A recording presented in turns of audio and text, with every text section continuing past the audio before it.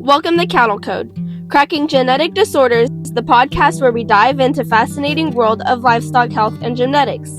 I'm Sammy. And I'm Brady. Today we're tackling a very specific genetic disorder in livestock, syndactyly.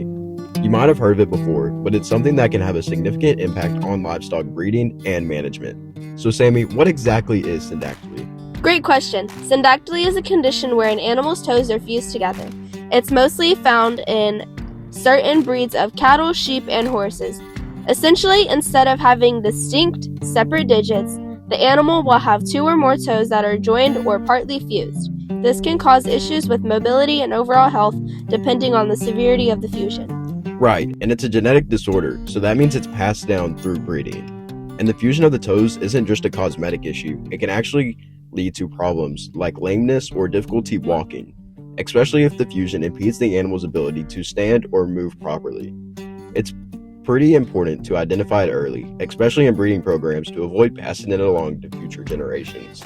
Definitely. Syndactyly can be inherited in a recessive pattern, meaning both parents need to carry the gene for the disorder for it to show in their offspring. In some cases, even animals that don't show visible signs of syndactyly can carry the gene, which makes managing the disorder tricky.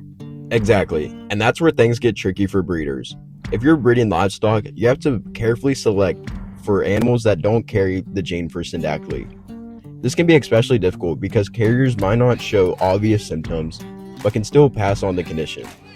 So, you could be unknowingly passing along the gene to the next generation. It's like a hidden risk, and you can't always rely on visual symptoms early on, which is why genetic testing has become such an important tool in livestock management. Testing allows breeders to identify carriers before they even breed the animals. That way, they can avoid pairing up two carriers and increasing the risk of syndactyly showing in their offspring. And that's something that's becoming readily accessible over the years. Technology has really advanced, and genetic tests are affordable and accurate now. In the past, breeders would often have to rely on physical signs, but as we know, by the symptoms show up, the damage may already be done. So testing has really revolutionized the way we manage genetic disorders in livestock. And we should also talk about the impact of syndactyly beyond just the animal's health. If a livestock animal like a cow has severe syndactyly and struggles with movement, that can impact their productivity. Whether it's for dairy production or meat, lameness can lead to decreased weight gain, less of milk production, or in some extreme cases, early culling of animal.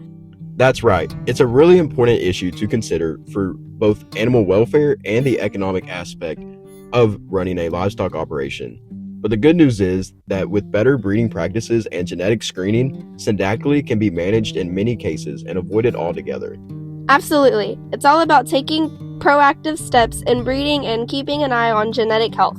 And also, syndactyly is just one example of genetic disorders in livestock. It highlights the importance of genetic management in the industry.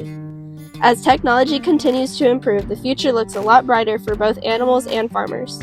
Well said, Sammy. And that's all we've got time for today. Thanks for tuning in to Cattle Code. We hope you've learned a little more about syndactyly and its impact on livestock breeding. If you're a breeder or involved in livestock management, consider genetic testing as part of your strategy to produce healthier animals. And don't forget to subscribe to our podcast for more insight into animal health and science. Catch you next time.